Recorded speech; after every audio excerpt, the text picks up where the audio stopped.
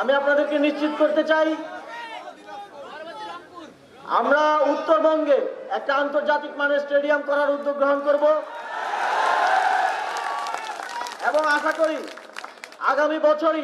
আগামী বছরের বিপিএল আমরা উত্তরবঙ্গে আয়োজন করতে পারবো।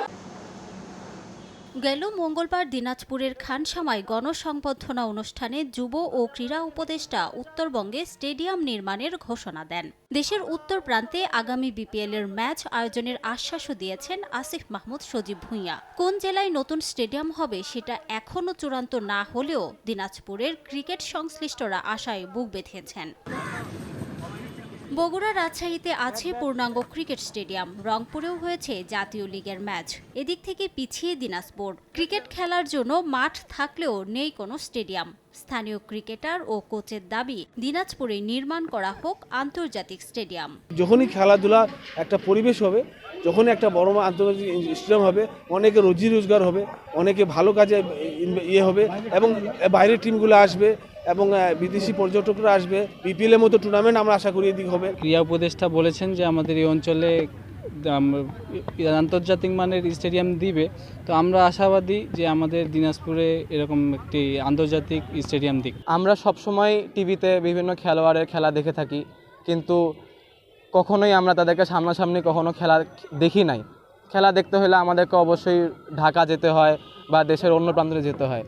এজন্য আমরা চাই যাতে আমাদের দিনাজপুরে একটা আন্তর্জাতিক মানের স্টেডিয়াম হোক এবং আমরা তাদেরকে সরাসরি নিজেদের জেলা থেকে দেখতে পারি। দিনাজপুর থেকে উঠে এসে ক্রিকেট, ফুটবল, হকির জাতীয় দলের প্রতিনিধিত্ব করেছেন অনেকেই। মাত্রই উইন্ডিজকে টি-20-তে হোয়াইট ওয়াশ করে এসেছে বাংলাদেশ।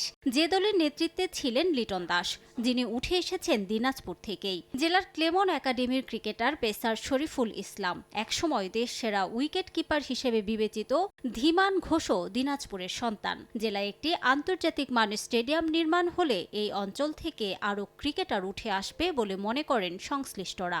এই বড় মাঠ সহ আরও অনেক কয়েকটি জায়গা আমাদের আছে যা আপনারা জানেন, এবং এই জায়গাগুলিতে অনায়াসে আমাদের একটি আন্তর্জাতিক মানের একটি স্টেডিয়াম করা সম্ভব বলে আমি মনে করি। আমরা দিনাজপুরবাসীর পক্ষ থেকে এটা জোর দাবি এবং আমাদের যারা খেলোয়াড়রা রয়েছে তাদের পক্ষ থেকে জোর দাবি, এটি যদি দিনাজপুরে করা হয়, দিনাজপুরে সেই ইনভারমেন্ট রয়েছে, সেরকম জায়গা রয়েছে। দিনাজপুরে ক্রিকেট অনেক আগে ছিল, বাট এই মাঠের অভাবে ক্রিকেটটা আস্তে আস্তে দিন দিন মানে পিছায় যাচ্ছে আর কি।